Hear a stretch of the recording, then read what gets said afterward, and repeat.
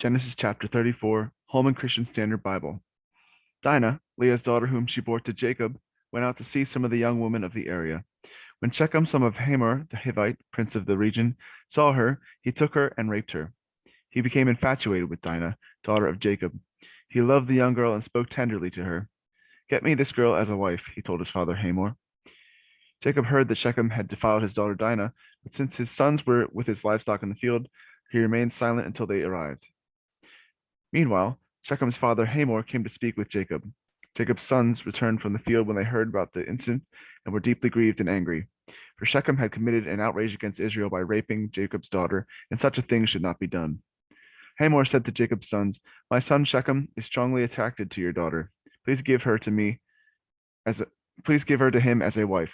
Intermarry with us, give your daughters to us, and take our daughters for yourselves. Live with us, the land is before you. Settled here, move about, and acquire property in it.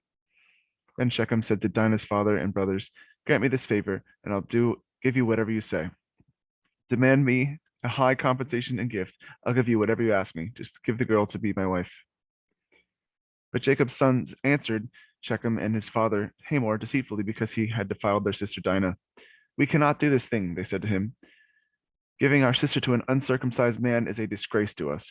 We will agree with you only on this condition, if all your males are circumcised as we are. Then we will give you our daughters, take your daughters for yourselves, live with you, and become one people. But if you will not listen to us and be circumcised, then we will take our daughter and go.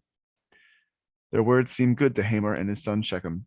The young man did not delay doing this because he was delighted with Jacob's daughter.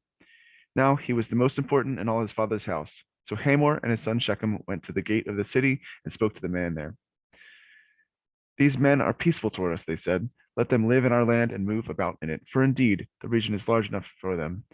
Let us take their daughters as our wives and give our daughters to them. But the men agree to live with us and be one people only on this condition, if all our men are circumcised as they are. Won't their livestock, their possessions, and all their animals become ours? Only let us agree with them, and they will live with us.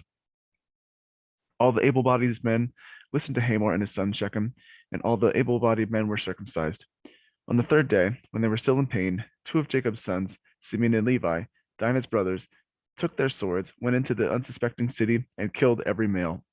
They killed Hamor and his son Shechem with their swords, took Dinah from Shechem's house, and went away.